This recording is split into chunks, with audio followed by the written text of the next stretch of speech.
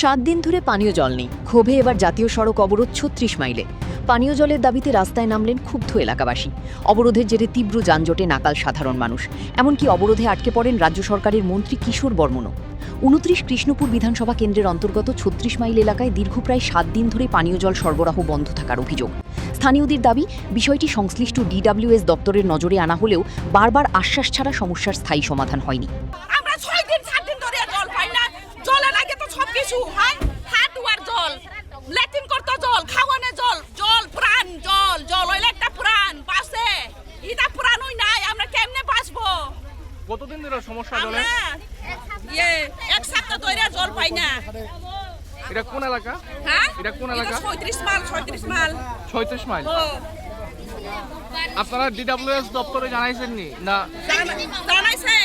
অভিযোগ, প্রশাসনের কাছে বারবার জানিয়েও কাজ না হওয়ায় শেষ পর্যন্ত বাধ্য হয়েই আসাম আগরতলা জাতীয় সড়ক অবরোধের পথে নামেন এলাকাবাসী। তাদের অভিযোগ, সরকারি সংশ্লিষ্ট দপ্তরের গাফিলতির কারণেই আজ এই পরিস্থিতি তৈরি হয়েছে। এলাকাতে এক সপ্তাহ। আপনারা এলাকাতে জানাইছেননি DWS দপ্তর?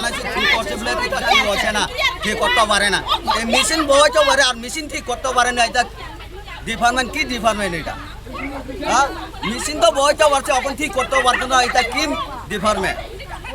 এই এলাকার মধ্যে আপনারা কতজন পরিবার আছেন? এখানে আছে 300 বা 350। সকলের এইরকম জলের সমস্যা? কোন এলাকা এটা দাদা? এটা হচ্ছে 36 মাইল। 36 মাইল।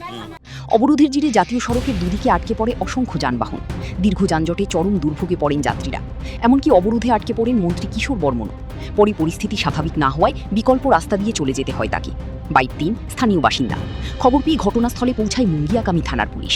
পরে তেলিয়ামুড়া মহকুমা প্রশাসনের DCM সন্দীপ দেববর্মা এবং মুঙ্গিয়াকামী DWS দপ্তরের SDO বিজয় দেববর্মা অবরোধকারীদের সঙ্গে আলোচনা করেন। দ্রুত পানীয় জলের সমস্যা সমাধানের আশ্বাস দেওয়া হয়।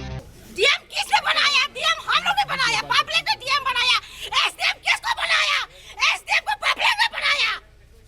बोलता मेरा प्रॉब्लम, खुद का प्रॉब्लम बता, दूसरे का प्रॉब्लम का बारे में मालूम नहीं आप लोग को। তবে প্রশাসনের আশ্বাসের পরও ক্ষোভ পুরোপুরি কাটেনি এলাকাবাসী।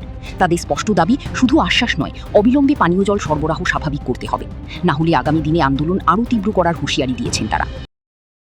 কমপ্লেন পাওয়ার সঙ্গে সঙ্গে আসলে আমাদের যে মেনটেন্যান্স টিমটা কাজ করার পরে আমরা এই মেশিনটা তুলে আবার ঠিক করে লোয়ারিং করেছিল, কিন্তু লোয়ারিং করার পরে 5-10 মিনিট চলার পরে মেশিনটা আবার বান হয়ে গেছে আর কি, যার কারণে মেশিনটা আবার ঠিক করতে লাগতেছে। এখনও মেশিনের ঠিক করার কাজ চলছে।